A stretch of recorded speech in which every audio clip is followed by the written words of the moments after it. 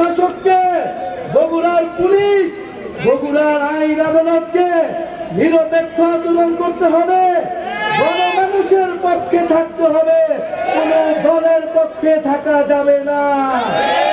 প্রিয় বন্ধুগণ, গণ অভ্যুত্থানের পরে আমরা বলেছি নতুন বাংলাদেশ লাগবে, নতুন সিস্টেম লাগবে, নতুন আইন কানুন লাগবে।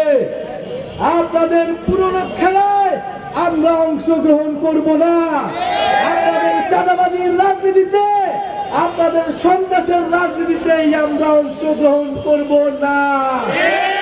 আমরা পুরনো খেলায় কোন নতুন প্লেয়ার হইতে আসি নাই, আমরা খেলার নিয়ম বদলাই দিতে এসেছি।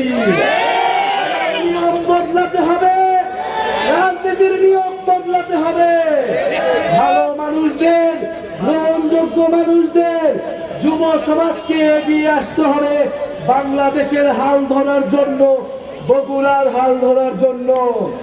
প্রিয় বগুড়াবাসী, আমরা আজকে স্মরণ করছি এই বগুড়ায় যারা গণ অভ্যুত্থানে অংশগ্রহণ করেছিল, গণ অভ্যুত্থানে শহীদ হয়েছিল, গণ অভ্যুত্থানে আহত হয়েছিল।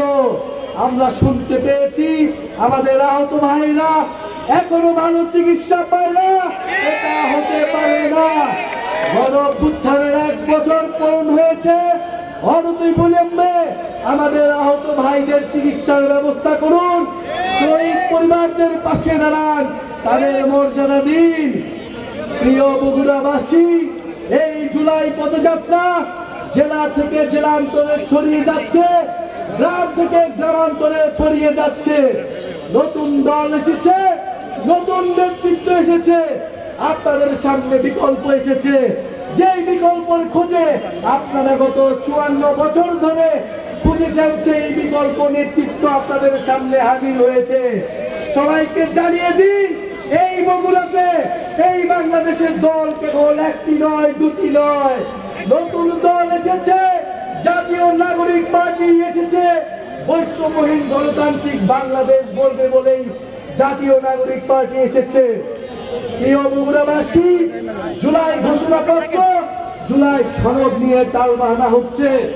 আমরা স্পষ্টভাবে বলতে চাই আজকের এই বগুড়া থেকে, জুলাই ঘোষণাপত্র অবশ্যই অবশ্যই নতুন সংবিধানে যুক্ত হবে। কেবল কোনো আবেগের বিষয় নয়, জুলাই আমাদের রাজনৈতিক ইশতেহার, আমাদের রাজনৈতিক গন্তব্য। এই জুলাইয়ের পথে আগামীর বাংলাদেশ পরিচালিত হবে।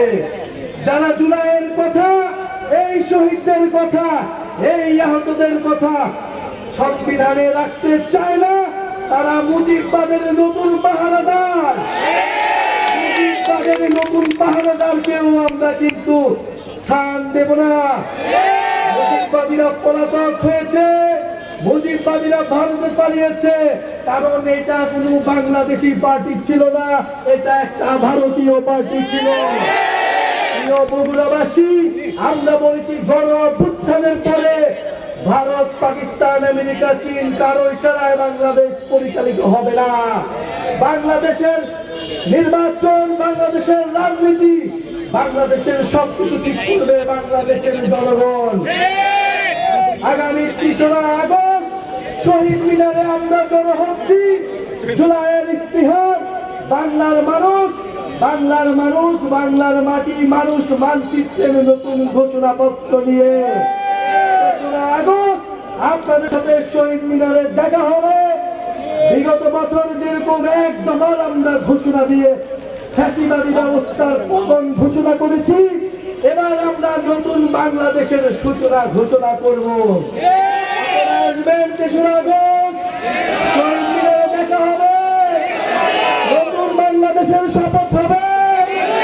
জাতীয় নাগরিক পার্টি বাংলাদেশের নতুন রাজনীতির সূচনা ঘটাবে।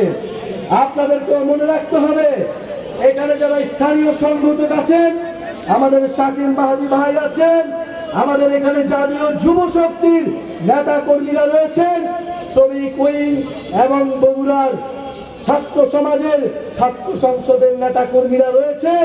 তাদেরকে বলতে চাই, জনগণের পাশে দাঁড়ান, সাধারণ মানুষের পাশে দাঁড়ান।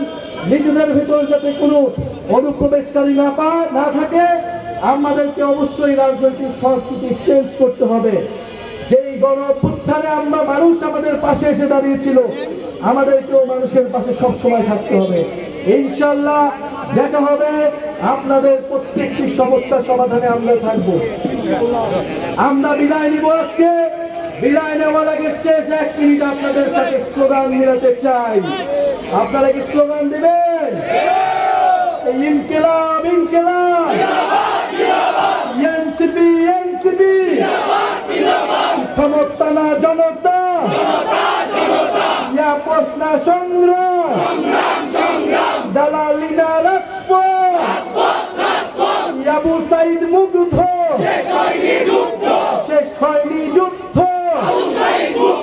গণঅভ্যুত্থানে কোনো পার্টি আছে? বগুড়ায় কোনো পার্টি আছে? সারা দেশে কোনো পার্টি আছে? ছাত্র জনতার কোনো পার্টি আছে? সাকিব ভাইয়ের কোনো পার্টি আছে? কোন সেই পার্টি? সবাই বলো।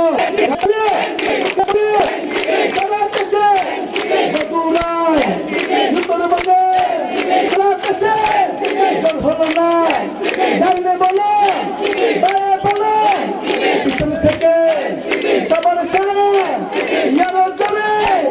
সংসদে সংগ্রামে আন্দোলনে সারা দেশে বিপ্লবে যমুনায় আগামীতে রাষ্ট্রকালে রাজপথে দেখা হবে থেকে তেতুলিয়া